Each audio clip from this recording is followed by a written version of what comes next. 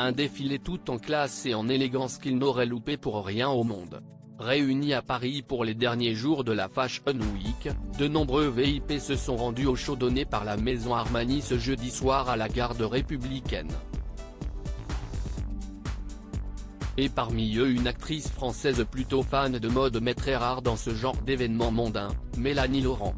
D'ailleurs la comédienne avait joué le look sobre, pratiquement incognito, vêtue d'un pantalon et d'une veste noire, elle avait choisi un chemisier blanc pour aller avec, et une paire de lunettes de soleil qui n'ont pas quitté son nez devant les photographes. Difficile de faire plus discret, mais surtout plus chic. Arrivée en solo, elle a ensuite retrouvé en backstage un autre acteur, dont le visage est désormais connu du monde entier.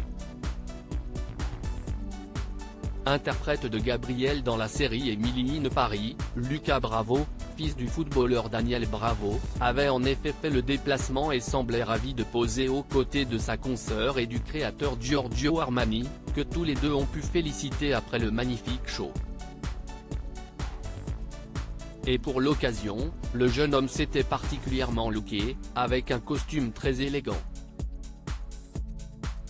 Des duos d'invités complices peut-être a-t-il profité de leur rencontre pour parler avec elle d'une future carrière américaine?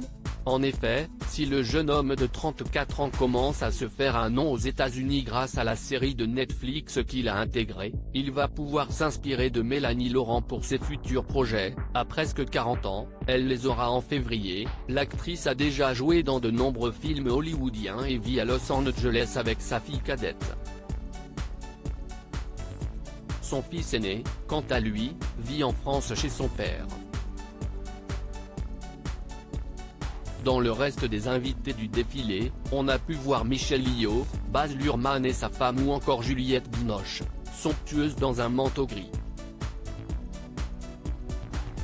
Sans oublier deux sœurs célèbres, qui se sont retrouvées pour un petit moment mode en famille. Carla Bruni, ancienne mannequin célèbre, a en effet posé aux côtés de son aînée Valeria Bruni Tedeschi, récemment nommée au César pour le prix du meilleur film. L'occasion pour leurs fans de voir à quel point toutes les deux se ressemblent, mais surtout à quel point elles sont complices.